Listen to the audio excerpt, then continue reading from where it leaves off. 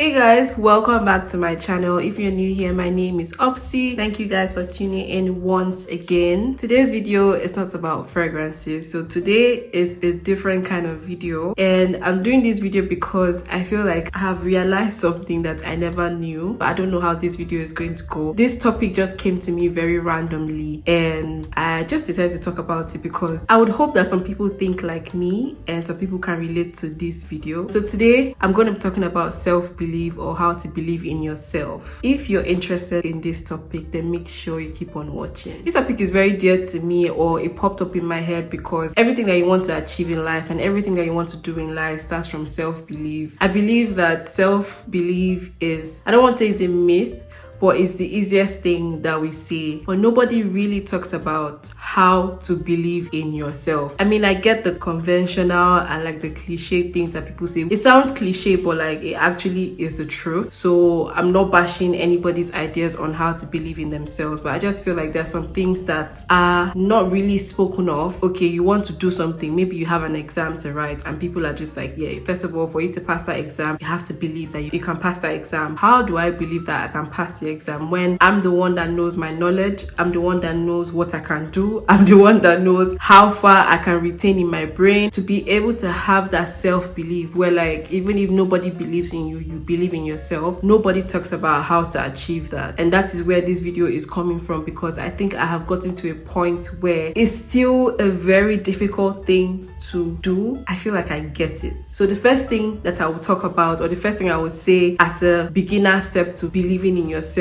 is accepting and knowing that you do not believe in yourself. You have to be at a point in life where you're like, I look at myself and I feel it's going to be very difficult for me to achieve so and so and so. I have like very big dreams and they look very scary and very huge, despite all the motivational sayings in the books or social media that says, oh, your dreams should scare you. If your dreams don't scare you, you're not dreaming enough, and blah blah blah. Yes, all those things are true, but when it comes to the actual work that you need to put into achieving those dreams, that's where you start to look at yourself with a double eye, like, yo, am I actually going to be able to achieve this dream? And also, like, you see other people doing big things and you're just wondering, how were they able to get to that point in life? I don't feel like there is a one way or one size fits all, in the sense that even if I'm giving you these tips, I don't believe that this is what everybody works with or this is what works for everyone. I don't believe that there is a one way to believe in yourself. Once you realize, or you've got to that point where I have some level of self-doubt, I'm not going to call it insecurity or low self-esteem, I'm calling it self-doubt, where you don't actually believe in your capabilities, where you feel like you are not good enough. In as much as I carry myself a certain way, I have to be very real with myself. I cannot let other people's opinions define me. So that's the first step. I think that you need to be at a point of acceptance of self-doubt, acceptance of not feeling enough. It is at that point that you can actually create a change, that you can actually make up your mind to switch things around. It's at that point where you realize that something needs to be done and you're ready to do it, to switch and turn things around. You should also be at a point where you are tired. I think that also ties to what I was trying to say earlier. You need to be tired of being at that position. Maybe you were able to overcome the first challenge in your life and then it went on smoothly, even though there were like some hurdles and obstacles here and there, but then the whole cycle repeats itself again. Maybe in the next challenge you find out that I don't think I can achieve this. Even though you passed the first test, you've been able to conquer the first challenge, you're back to the second challenge and you feel the same way, that daunting feeling of, I don't know if I can do this. You need to be tired of feeling that way. You need to make up your mind to stop feeling like that. There's going to be some element of self-doubt regardless, because you're human, and when you look at things from the human perspective, it sounds or it looks very huge. The most successful people in life are people that are not afraid to take risks. They are not afraid of what people will think about them. They're not afraid of the stereotype. They're just doing what they feel like doing. Let me use people that post on social media, right? People that are ready to be trolled for the wrong reasons. They don't care. I'm not saying that they are good or they are bad. I'm not here to judge them. But the fact that they are able to engage with people in that manner, the fact that they are able to keep people coming back for more based off what they are doing, knowing fully well that it is not the norm. These are the kind of people, I'm telling you, that will be the most successful. The fact that they are able to unlock that level of I don't care attitude or I don't care mentality to be able to chase their dreams in whichever way, shape, or form, they would definitely get to a point where they are unlocking that level of success. I'm trying to say that you have to be tired of your position. It also comes with discipline, but at the same time, I feel like the discipline starts with the decision to change things around you. Now, I don't know if my next point should be discipline or my next point should be faith. I'm going to talk about faith anyways, because this is where this topic was born from. It was born from a faith stroke religious point of view. I am a Christian and I'm going to be preaching a little bit. I feel like this video is embedded in this topic or in this particular, thing called faith. First of all, we did not make ourselves. You have to understand that I'm talking about the whole world before it came into existence. It was God that spoke it into existence, and God made you in his image and likeness, knowing fully well that there is a higher source and a higher power, which is God, that literally is in charge of everything that concerns you, like literally everything in heaven and on earth. Why would you choose to do life alone? Why would you choose to go the hard route? Secondly, I'm going to talk about the fact that you need to have a personal relationship with God, because it is in this time of finding and trying to discover who God is to you. That's why I said a personal relationship with God. I'm not talking about churches or pastors or prophets. I'm talking about you and your maker. Having to understand the depth of who he is also gives you some form of unshakable confidence. Nobody will be able to explain, even you might not be able to explain where your confidence is coming from. As I'm talking to you, I'm talking to myself as well. That by the time you understand how great your Father is, there's nothing that you're going to be afraid of. Absolutely nothing. And you will get to that point not by your own doing. You are building this relationship, and so the Spirit of God then lives inside of you. Oh my God, I feel like I'm preaching. The Spirit of God then lives inside of you, and that gives you the confidence that you cannot even explain to anybody. This is how I want to explain how to believe in yourself, because I feel like that's a confidence that nobody can take from you. It's just unexplainable. Now, there are people that are blessed to just be naturally confident, outspoken,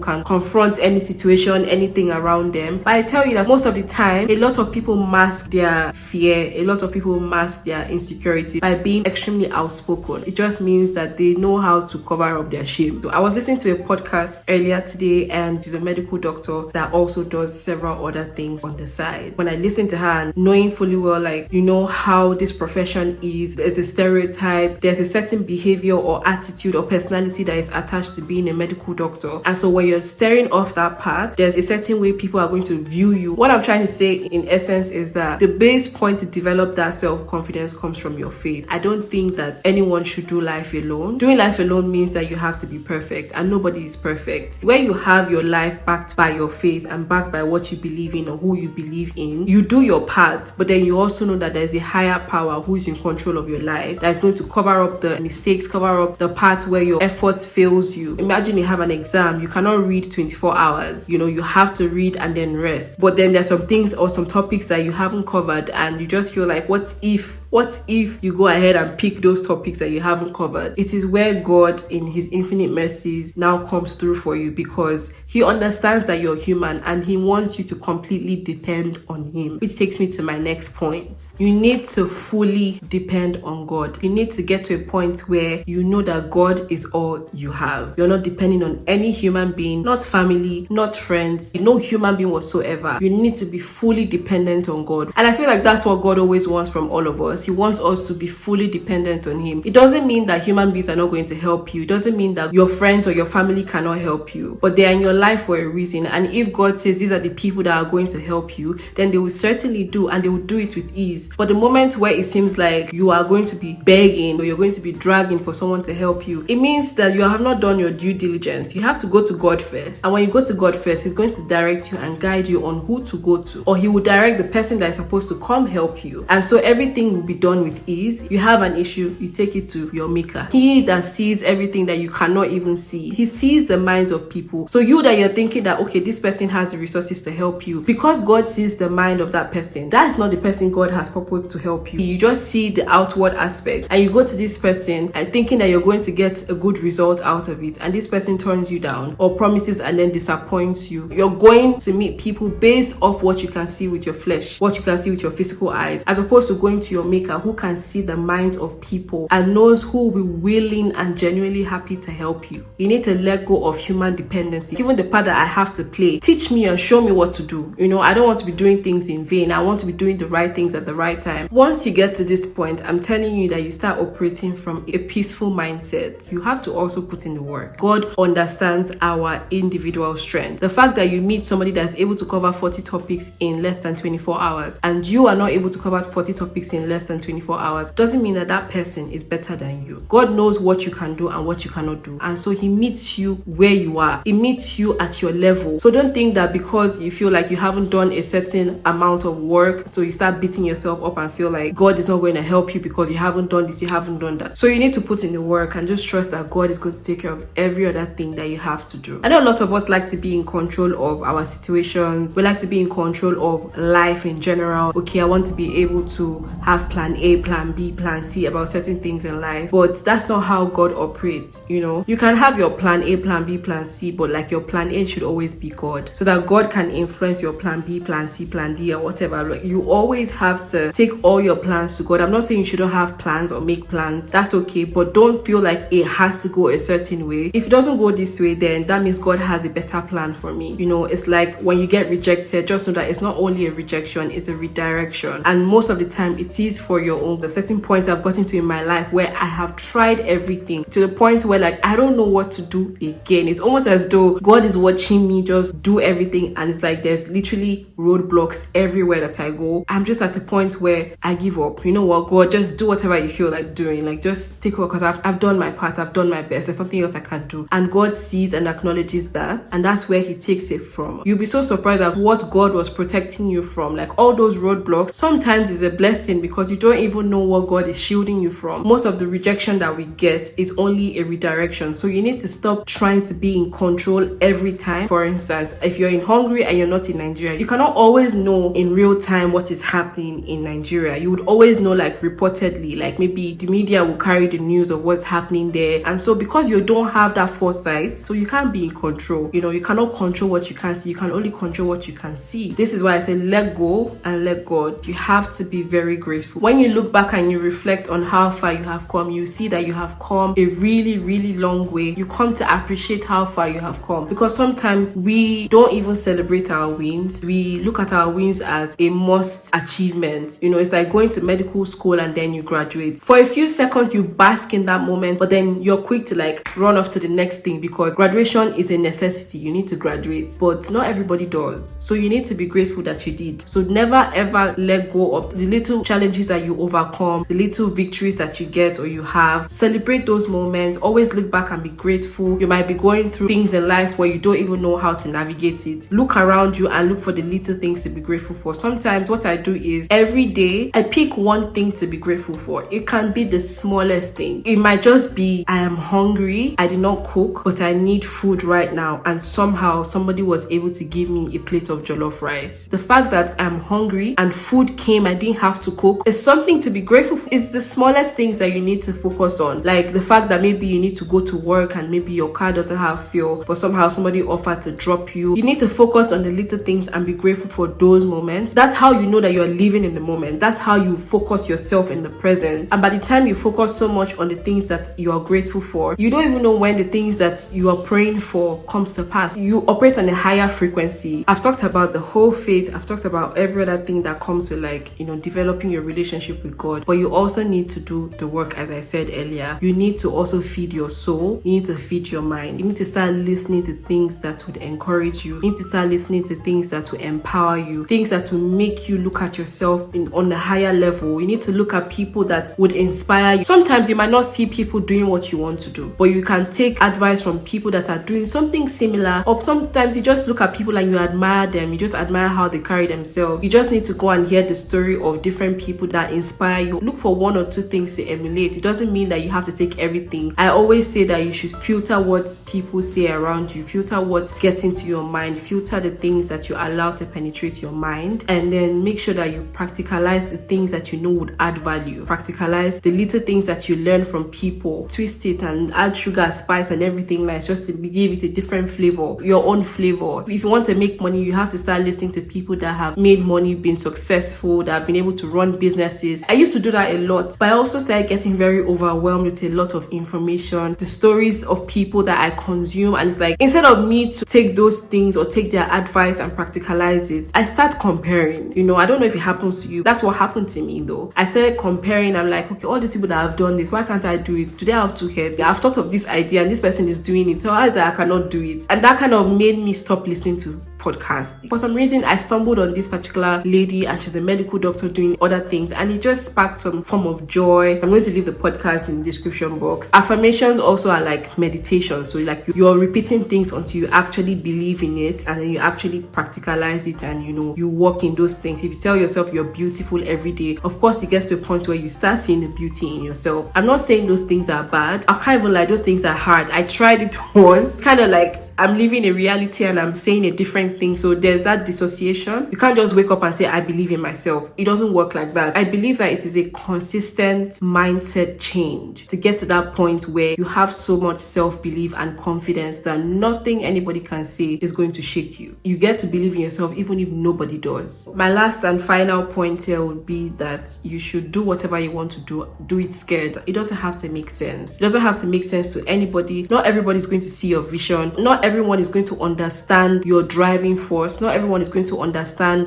what is motivating you and what is putting that idea in you. You are the only person that can see it. You owe it to yourself to bring that idea to life. You don't need anyone to believe in it. You just do it. You will be scared, not you might be scared. It's a big dream. It's a big vision. Fear is just a distraction from the enemy to make you feel like you're not able or you're not good enough to achieve all those things that you want to achieve. Nothing is too difficult. Nothing is too big. That thing that you're thinking of, another person has thought about it, another person is already doing it, so just do it anyways. Like, you just don't know where it's going to land you, and don't expect that everything has to turn out a certain way. I feel like the problem is always us thinking about the finished result or the end result. You have an idea that you want to be financially free by 2030, you want to be a billionaire by 2030. Start imagining how you want that to be. Quit trying to imagine what if, or like imagine the opposite. Focus on the present. Write down the vision that you have, but then what you now need to do is to focus on the steps to achieving that dream. Those are the things that you need to focus on, and that helps you live in the moment. By the time you know it, you're already achieving your goal. What most of us do is that we focus so much on the finished product and it looks so humongous. You are so scared to even embark on that journey. I'm speaking to myself as well, because there are a lot of things that I think of, and when I think about the finished product, I'm like, wow, if this thing can come out like this, oh my god, I'll be so happy. But when it comes to actually doing the work, I get so nervous, I get so scared. You have nothing to lose. You just do what you have to do,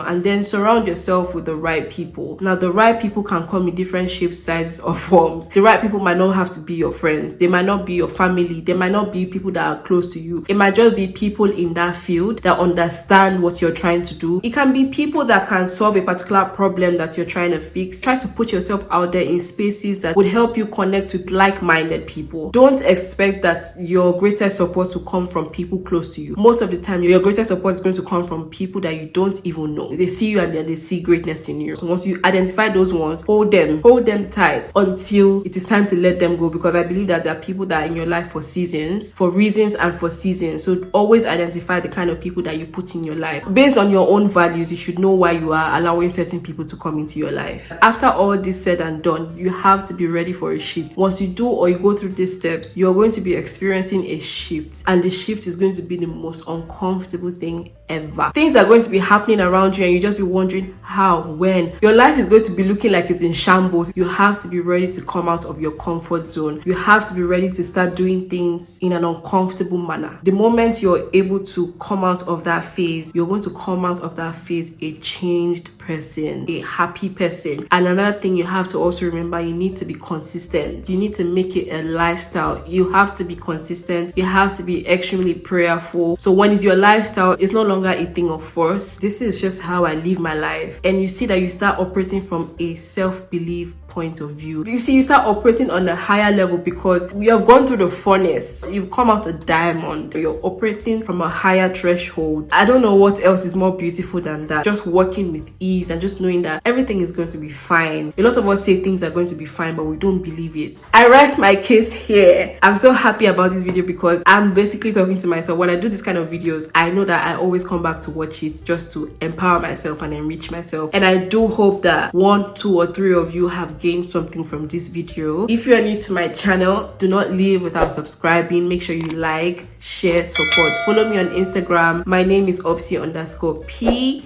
and I'm going to see you guys in my next video. Bye guys.